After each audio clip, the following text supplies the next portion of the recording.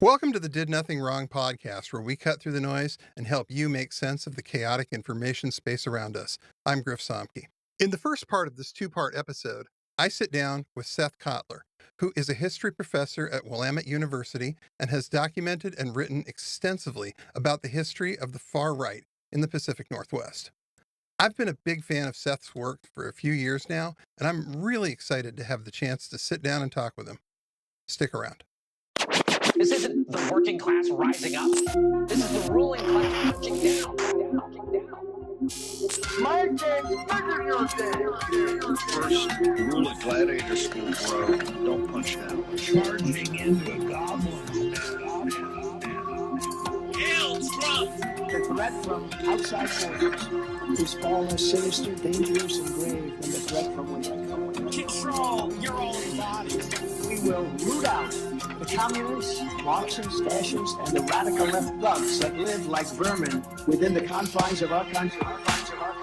We can fight the entire grinding system. Nobody can. But together, everybody can. I did nothing wrong. Seth, welcome to Did Nothing Wrong. Hey, thank you for coming on with me today. You bet. Happy to be here.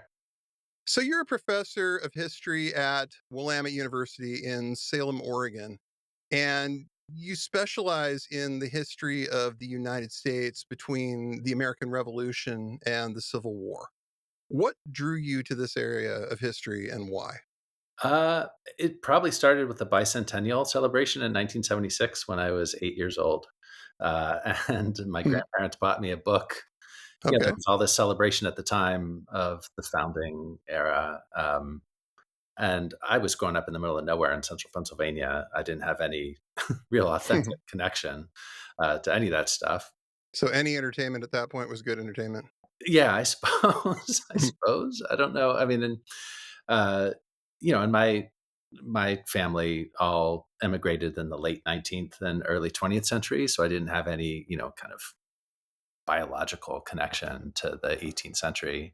But I always just found it kind of vaguely intriguing. And then when I went to college, I became a history major and took a course in the American Revolution, and was just really fascinated by it, especially in terms of the history of that era and that movement, but also in terms of how it got remembered.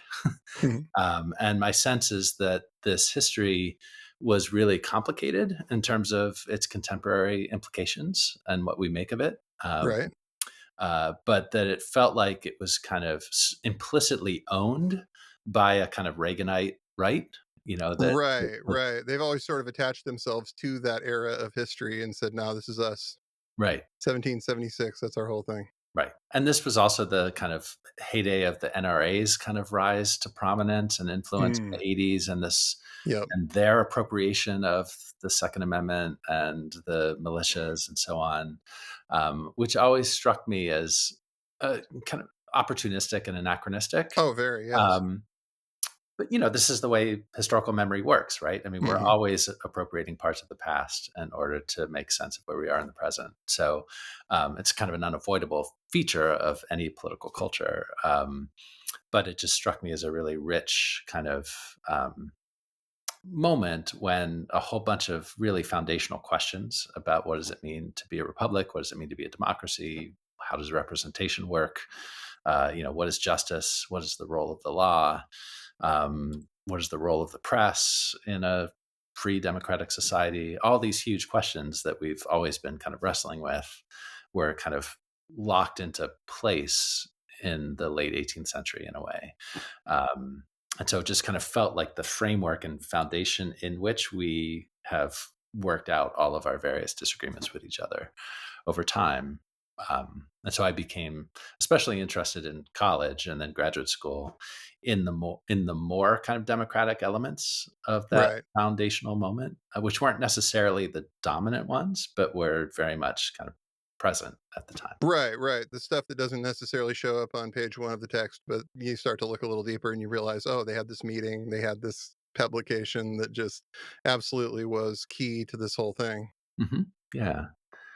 It's interesting that you bring up the NRA because I grew up in Spokane, Washington, and we got one of the first like real modern, I think, test cases for the NRA to be able to show their political muscle. We had the Speaker of the House in the early 90s, a guy named Tom Foley, and he was an NRA life member. He used to go to the rifle range down not too far from where I lived and shoot all the time. He was great. The NRA loved him.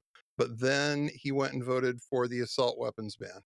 And the NRA decided in 1994 they were going to make an example out of him, and they came into Spokane and spent, $1 million on a house race, which was huge at the time. That was a ton of money in 1994, Yeah. and they managed to unseat the sitting Speaker of the House as a result. And that, I think, is the last time anybody seriously bucked the NRA Yeah. on that side of the fence.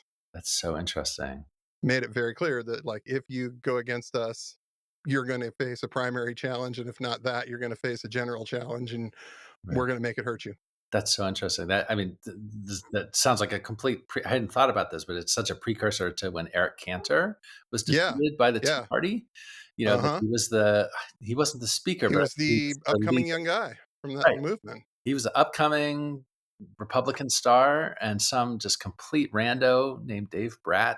I remember that. Dave Bratt, Mark Levin, and all these. You got the Laura Ingraham, and got the whole Fox universe. And it was a real test case of how the kind of fringes, it's this dynamic, right? Where the fringe says, and they turfed him right out. They managed to turf him right out of that spot. Yeah. It is amazing what the NRA has been able to accomplish when they put their minds to something. It's you look back on that and you're like, wow, how different is history at that point if the NRA doesn't start in on this. Yeah. So you wrote a book about that era of history called Tom Paine's America, the rise and fall of transatlantic radicalism in the early republic. Right. It's about Tom Paine, who was one of the early propagandists and just kind of capsule sketch rabble rousers of the American Revolution. Mm-hmm. What got you interested in him, and what can we learn from his life and times that helps us with this like walking crisis that we're dealing with in the year 2025? Yeah. So one of the most fascinating facts about Tom Paine, who wrote Common Sense, right? He's the guy who we associate with this popular movement in 1776 against the crown. So he's this guy who writes arguably one of the most widely read pamphlets of the American Revolution. When he dies in 1809, 6 people come to his funeral. 6. 6? Yes, and he's widely reviled in American public. There's a tiny little group of people who still admire him. He leaves America in the late 1780s and spends most of the 1790s in France and in Britain. And he writes The Rights of Man, which is one of the kind of international bestsellers of the 1790s. It's like the Common Sense of the French Revolution, basically. Okay. And when he returns to the U.S. in 1802, he lands in Baltimore and he can't even get served a beer, like in a tavern. Like, he is so reviled. And wow. And why is that, right? How does it come to be that the author of Common Sense becomes kind of persona non grata in this democratic nation? Even Thomas Jefferson, who is a Jeffersonian Democrat, who was a fan of Paine's, kind of keeps him at arm's length because it's kind of bad optics, right, for him to be associated. And so to me, this seemed like, well, that's weird. Like, how does this happen? How does Thomas Paine become this enemy? Founding father, absolute voice of the revolution. Right. God, you don't have it if not for that guy. How did that happen? So it's complicated, but part of it has to do with religion, because he wrote a book called The Age of Reason, which was sort of an attack on organized religion. Okay. And it's not an atheist track; it's a deist track. He says, "I believe in God," whatever. Yeah, like a lot of these guys at the time. Right, but it's basically like claiming that organized religion is basically a big grift that people use to wield power over others. So, he's kind of a foundational figure in the history of kind of free thinking in the U.S. Right. And kind of secularism, basically. So that's a part of it. But I think even more important is that he becomes associated with the French Revolution in the 1700s. And the French Revolution very much frames itself as a continuation of the American Revolution. Right, Um, right, and so in the US, American politics in the 1790s gets kind of polarized and inflected along these lines of, are you for or against the French Revolution? In fact, there was even the equivalent of a kind of MAGA hat in the 1790s, which was the black cockade that you would put in your hat in order to show that you were opposed to the French Revolution. Uh, right. and there were certain bars where if you walked in with the uh, blue cockade, which showed you supported the French Revolution, you would get beat up. Um, and so on. Some So things never change. some things never Some things change, just right? never change. And it was all bound up also with the kind of conspiracy theory of American politics, which is the Illuminati conspiracy.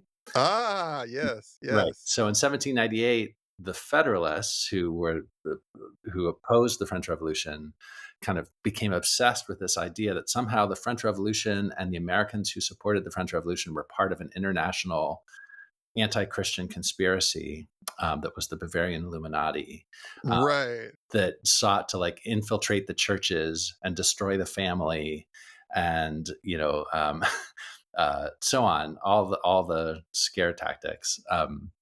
So so this dynamic in the 1790s, where this kind of reactionary movement that sought to kind of associate the kind of aspirational democratic movements of the 1790s, to associate them with the destruction of everything you hold dear, right? Was a dynamic that had some sort of contemporary resonances when I was writing the book, but this was in the late 90s into the 2000s. So it's all right, even pre Tea Party. Um, um, but to me, it was an interesting moment where this nation founded in revolution, with all of these kind of proto-democratic elements to it, and populist kind of democratic elements to it, how that kind of gets put back in the bottle and sort of contained, those right, features of the revolution. And part of the way that it gets contained is through this backlash that happens in the 1790s, and Tom Paine becomes the kind of symbol of that or the object of that backlash, and he gets turned into a useful enemy, right? right. Uh, So they went from revolutionary to reactionary in the space of about 10 years, it sounds like, and they managed to take one of the guys who was strongly associated with the revolution as one of the founding, writers of all of this, and turn him into a bad guy because how he felt about what was going on in France. right. Interesting. Huh. Yeah. So that, and not to like line, Tom Paine doesn't have all the answers to all of our problems, right? No, It's not as if he's some like far-seeing hero who, right, or lost, what Tom Paine wanted, it would all be source of okay. wisdom or whatever. Right. But he is a kind of avatar, and he also becomes a symbol for a lot of the folks in the US who are advocating for a more kind of robustly democratic Right. political culture, and so on. Okay. Okay, that's interesting. Yeah. So one of the things that you focused on in your career is also the far right, Mhm. in specifically the far right in the Pacific Northwest. Yeah. And I got to ask, how'd you get into that? What drew you to this field? Okay. It's a long story, but I'll try to tell it very briefly. Don't worry So, about it. We're not on the clock here, so go right ahead. so in roughly around the Tea Party era, I started noticing a few of my students, and it's a liberal arts college, so it's Right. generally progressive students, started asking me about the Tea Party and about conservatism, and I was asked to talk about it because it's invoking the memory of the American Revolution in a certain way. So I got interested in that, how people are deploying the memory of the revolution for contemporary political purposes. And one thing I noted from some of my students was that they seemed to come at the Tea Party from a perspective of, these American conservatives are different from me because they're either stupid or evil. And those were the two ways of kind of understanding it. And, I didn't want to say to them, well, you're wrong, but it just didn't feel sufficient, right? It didn't feel Right, useful. right. And I was still in this mode of thinking like American politics is about argument and agonistic sort of engagement. And so if you want to understand the people who you disagree with, or if you want to successfully oppose the people you disagree with, you have to understand them and where they're coming from, Sure, not sure. treat them as evil or stupid. And so I decided to teach a course on the history of American conservatism. And part of Okay. the reason because of that also is that there was a huge wave of amazing books that were coming out. It was this real growth field in the history profession of people trying to understand the roots of contemporary conservatism. So there was a ton of great books that I could assign and read with my students. So that was the kind of start of getting interested in the American right. But the entry point was just trying to understand conservatism. And then as I started doing it on social media, I noticed that people were using all these fake quotes from the founders. Um, No, I my very remember those. first social Yeah. media foray actually was a Tumblr back in like 2011 called Fake Founders Quotes. I think it still exists somewhere on the interwebs because I just started cataloging all these Hmm. moments, and it's like, and the irony was like, these are the people who call themselves originalists who supposedly love, Yeah, no. right, the wisdom of the founders, and they just circulate completely made up Oh, quotes yeah. from these guys who they supposedly admire for their wisdom. And it's like, wait a minute, like this is so obviously fake. What are you doing? Like, are you really an originalist? Maybe your originalism is not in good faith. Maybe. Which felt like a really kind of snarky, obnoxious thing to say in 2011, 12. Now it's just like, well, of course they didn't actually believe it. But back And it's, then, I if was still anything, in gotten this. worse.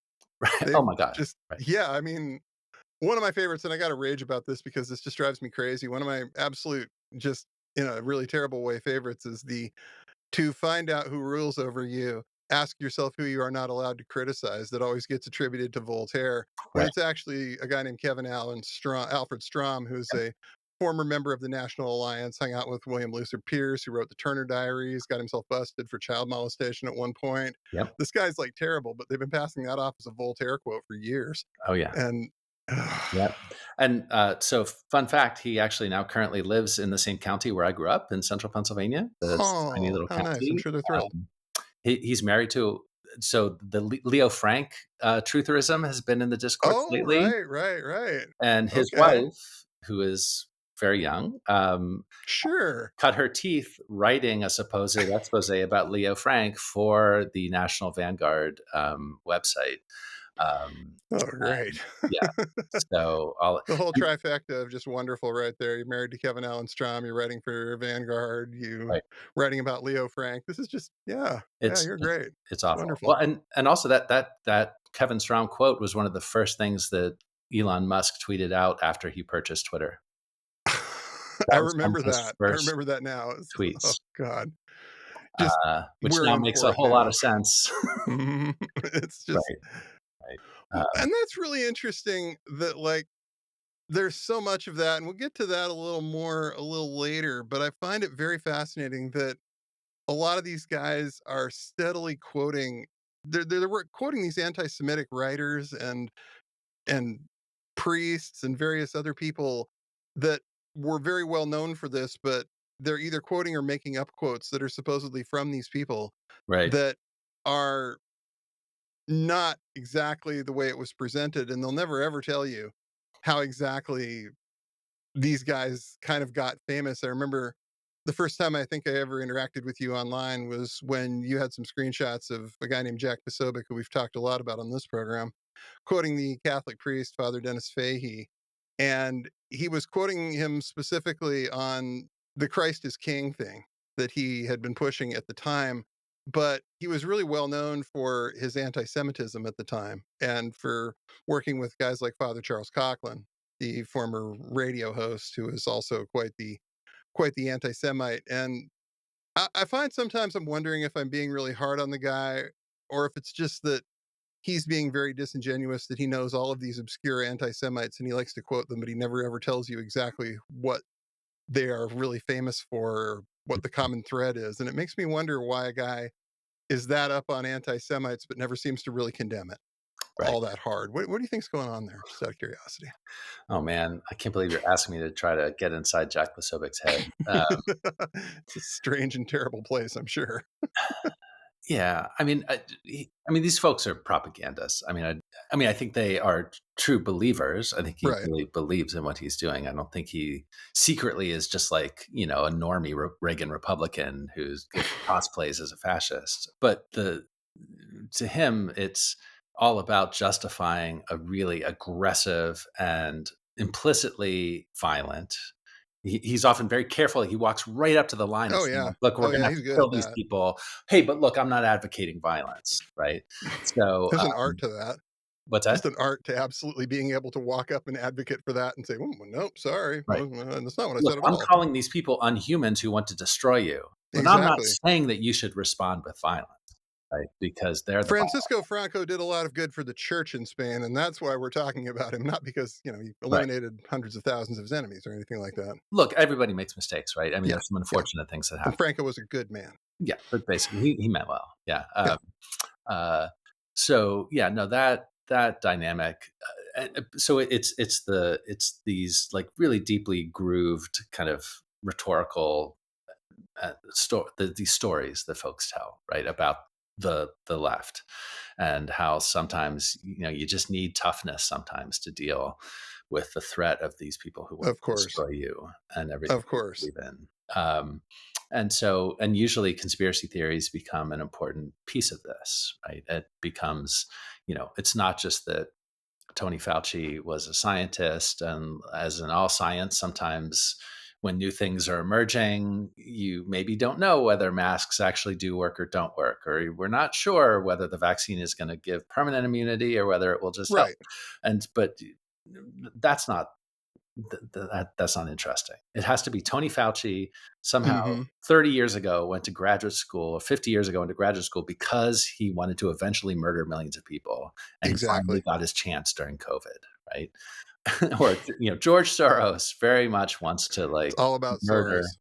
Yes, and so Absolutely.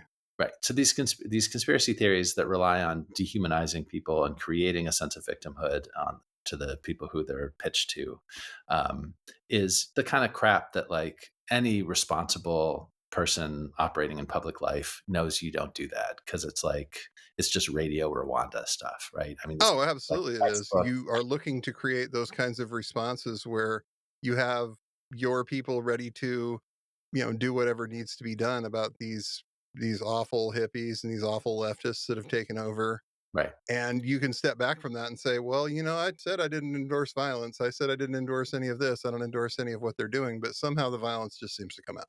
Right.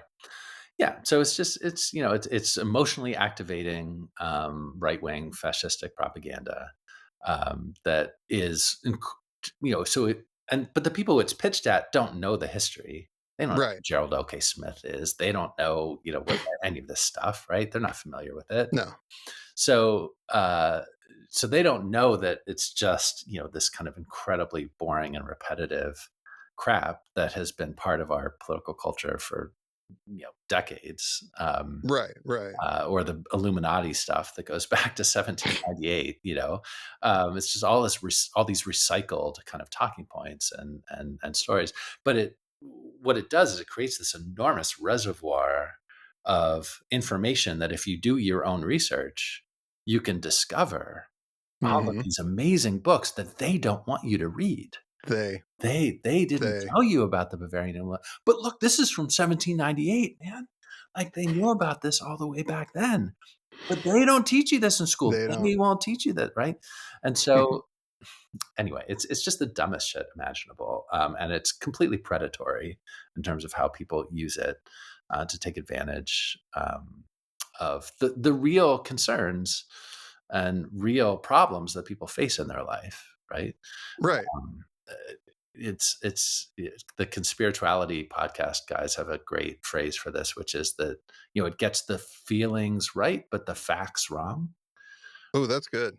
That That's people really good. feel like the system isn't working for them, The and in many vibes. ways They it's match the not. vibes, and then they get in there with their explanation as to why those vibes are there. And It's George Soros, man. It's George Mhm. Soros. That's why you can't afford your grocery bills. Absolutely, because George Soros needs more money. And And that's one of the things I think I like the most about your work is that you come in a lot of the time, especially on, Blue Sky now, probably Twitter a lot more back then. I don't know how much you're using it these days. I'm not using it very much none at myself at all. all. Yeah. Um, you come in with the historical context for a lot of this stuff. Like You'll have stuff that got said in the 1940s by a guy like Father Coughlin or Dennis Fahey, and you'll talk about what kind of advertisements the John Birch Society was putting in local papers in Oregon at the time. And if you look at this stuff, you can definitely see a common thread Hmm. between what was being said in 1940 and what's being said now. Like, fluoride is a great example of that. This is one of those things that they've always freaked out about having in the water. And you probably could not get enough votes to pass that today almost anywhere if you tried, just because of where the situation is. Yeah. Portland, Oregon does not do fluoride in the water to the best of my knowledge, and probably never will, Yeah. just based on how people seem to feel about it. Hmm. So I find myself thinking, wow, this is really great to be able to have that sort of thread all the way back. When you started researching that stuff, was that something that you kind of discovered looking back through all of that and realizing, hey, this is all sort of recycled narratives from, the 1940s and 1950s that we're just kind of being faced with again now? Yeah, it's not what I expected. That wasn't even the question that I had going into it. I mean, I actually I sort of stumbled into this study of the far right in 2021 or 2020 during COVID, Okay. because I decided to teach a course on the far right. So in the age of Trump, my history of conservatism class started merging into a history of the far right class, or trying to think about what's the relationship. It's because the literature on the history of conservatism almost never talked about the far right, and the history. Right, because they made a concerted effort to get rid of all of those people. And, Right. they kicked out, the Sam Harrises and the guys who were very more blood and soil conservatives. The Buckley got rid of the Birchers supposedly, and those people were all persona non grata. They didn't get to talk anymore in respectable circles. Right. Right. Yeah. And I mean, that's partially true and also partially not true. But like, part of what the literature was moving towards is a rethinking. It started from the presumption that, like, oh, there's the history of conservatism, and then there's the history of the far right, but those two things really don't.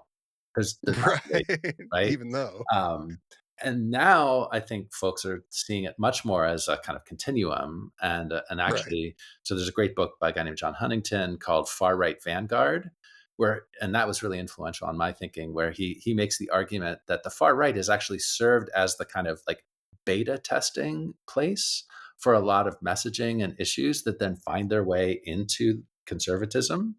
And so it's like Uh-huh. a vanguard, right? It's a creative vanguard. It's not just a bunch of wacko kooks just talking to themselves off in a corner that no one's paying attention to. It's actually kind of the future of where conservatism is moving. And so that argument I'm really compelled by and sort of convinced by.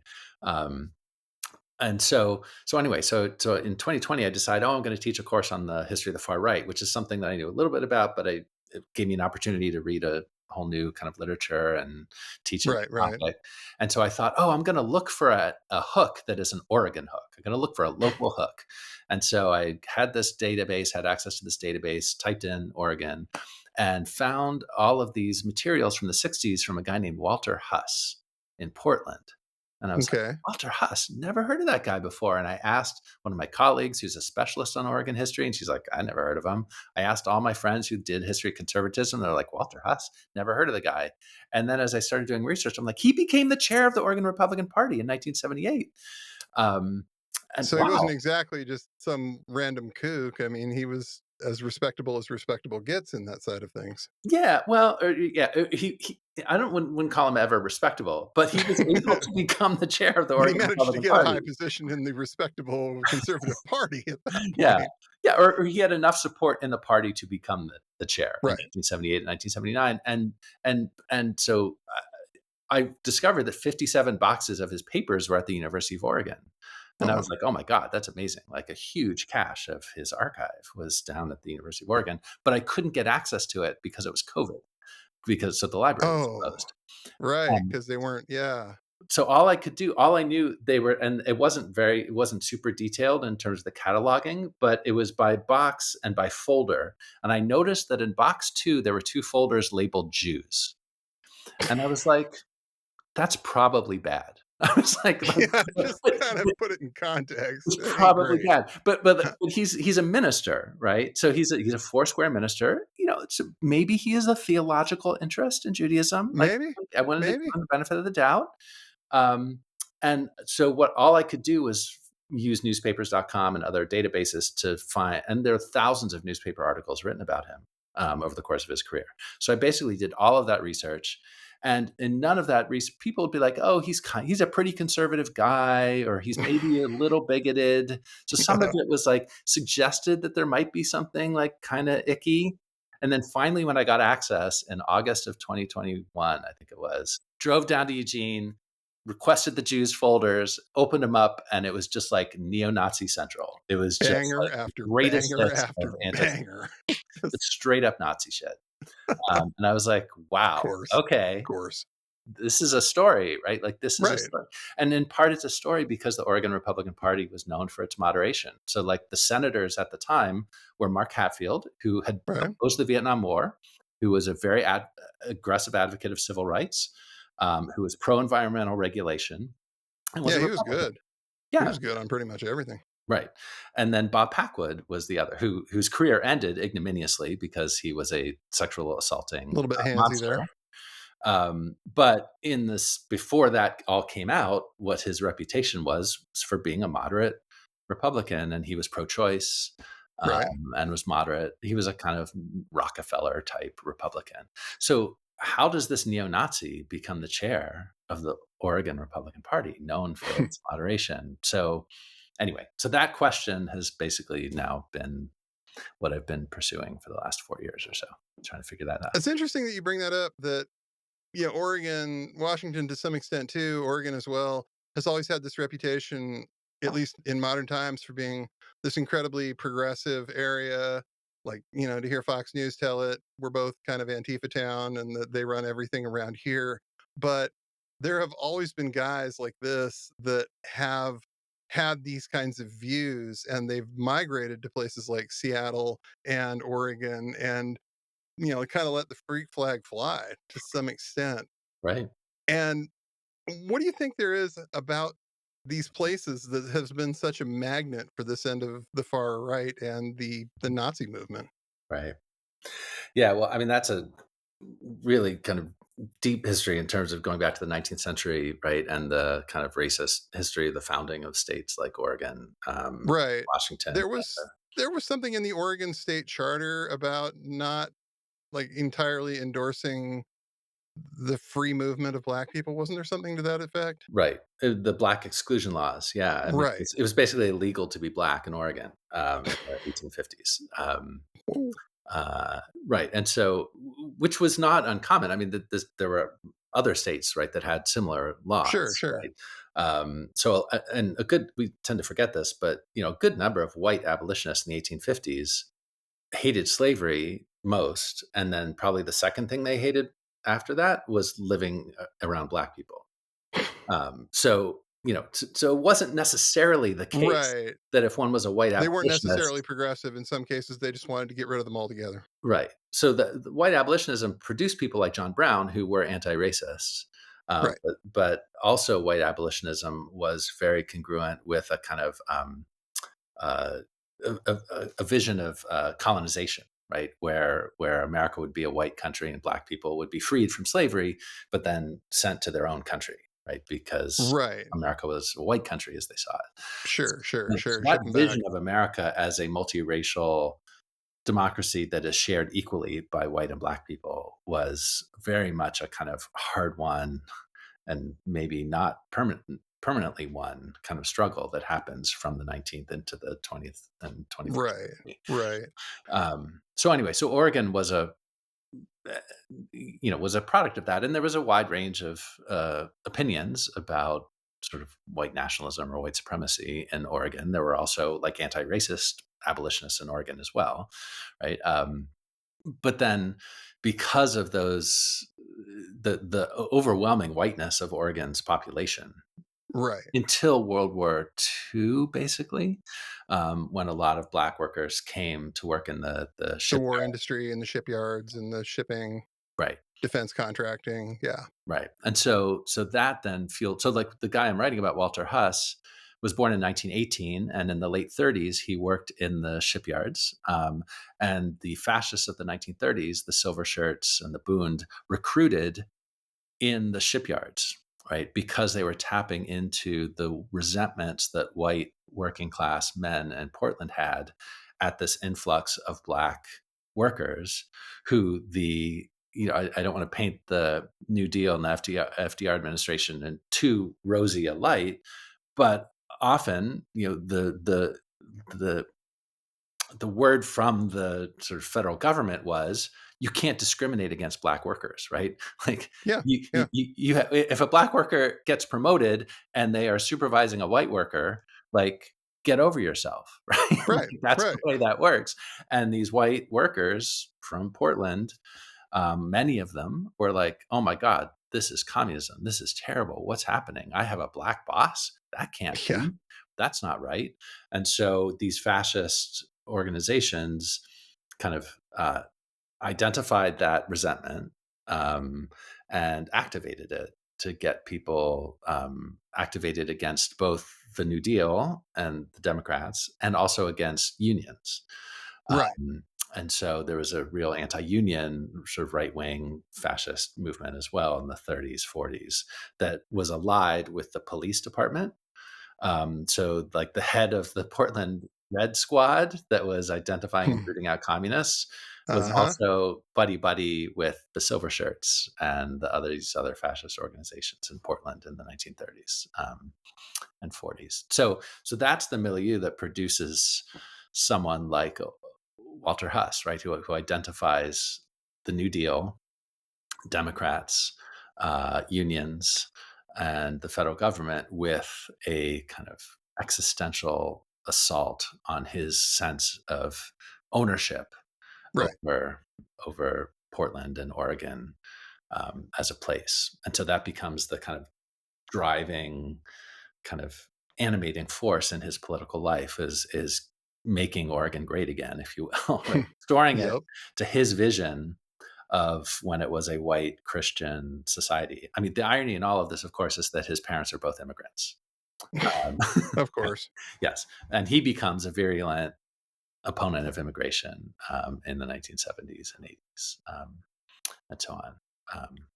So, And then you have the era of the skinhead era. I think of it kind of in the 1980s, the white nationalism kind of 1.0 right. that people like to refer to, where you've got your guys like Tom Metzger, who ran the White Aryan Resistance, Mhm. who were also finding, fertile ground for their messaging in places like Oregon, places like Spokane, Washington. They would come up and they would do these meetings. And in Oregon specifically, there was an incident where Tom Metzger's son, John Metzger, who was also very in with this group, came up and spoke to a group of Nazi skinheads who called themselves East Side White Pride. A Mhm. couple of them went out almost immediately afterwards and ended up beating an Ethiopian immigrant named Mulgetu Sarah to Right. death with baseball bats. And it became this case where somebody decided to try and sue Tom Metzger and his organization as a result of this. And Metzger ended up losing a massive legal judgment after a long trial. And, the guy's family ended up getting compensated for it, but it was still a case of this guy comes over to the United States from Ethiopia. He's going to school. He's trying to be, I think he was a cab driver at the time when all this went down. Mhm. And he ends up getting beat to death by these Nazi skinheads. And I think that's one of those things that made people sort of sit up and say, wait a minute, this isn't some progressive utopia. We've got incredibly violent, feral packs of young guys that are out here, beating immigrants to death with bats. Right. And it sort of made everybody. We had a similar incident in Spokane at the time, where a couple of skinheads ended up going to jail for, almost killing a guy at a Safeway downtown. Mhm. Similar reasons. Mhm. And they finally started kind of taking a look, I think, at groups like Metzger's and how much they were influencing places and groups like this in Portland. And I think that's where people started to wake up a little bit to the idea that Mhm. maybe this isn't all just, you know, hippies and radical politics up here. There's several strains of radical politics, and this isn't necessarily the one that you were thinking it was. Yeah. No, for sure. There's a great book about this whole episode called 100 Little Hitlers by Eleanor Langer, who was a Okay. journalist who did, and there's also a really good podcast series that KBOO in Portland did called It Did Happen Here, Ooh, okay. that reconstructs that history of Mulligataw's Raw and his murder and East Side White Pride. And interestingly, so the history of anti-fascism in Portland actually begins in the late 80s with that murder. So there's Right. a group called the Coalition for Human Dignity that was a coalition of kind of like anti-racist punk kids and Hmm. like liberal ministers and Jewish activists and some old school communist activists in Portland who, Yeah, it was almost a true popular front in a way where you have as many people that oppose this stuff, regardless of ideological bent, yeah, that could agree that, hey, maybe we can solve the rest of these problems after we get some of these guys out of here, get right. them dealt with.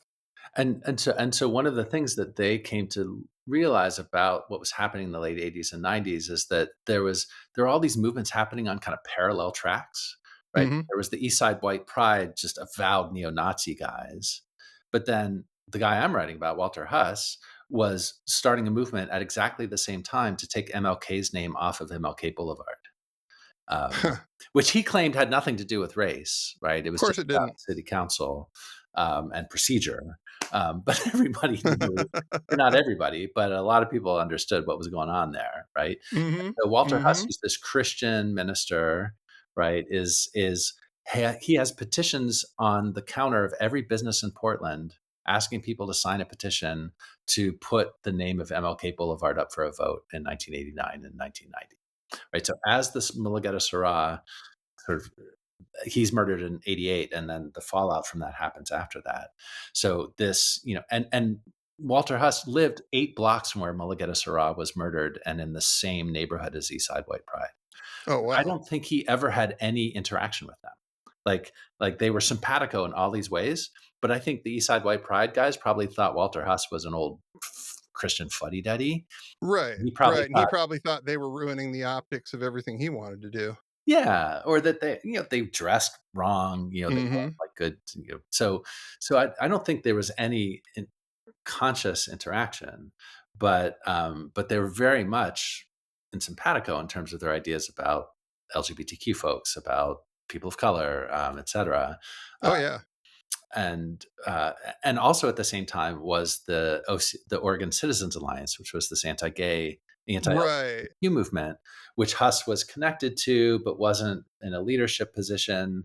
But they were very much picking up on all of the kind of right-wing populist culture war stuff that Huss had been talking about since the Right. 60s.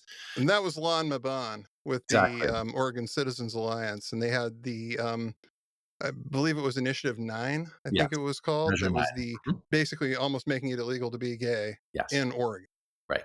And this was not some distant past type of thing. This was 89, 90, 91. This stuff was going on. Exactly. People were still, doing benefit punk rock shows up here for people who were opposing the OCA Right. because everybody could see that this was just this absolutely existential threat. And if they get something like that on the ballot, it's not a real long leap to they're going to be coming for you for Right. real. Right.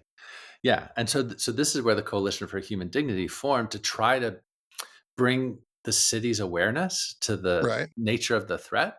Because one of the arguments in 100 Little Hitlers by Eleanor Langer is that, ironically, by turning the murder of Mulugeta Sarah into a national issue about Tom Metzger and neo-Nazis, it enabled the leadership of Portland to turn that event into an anomaly.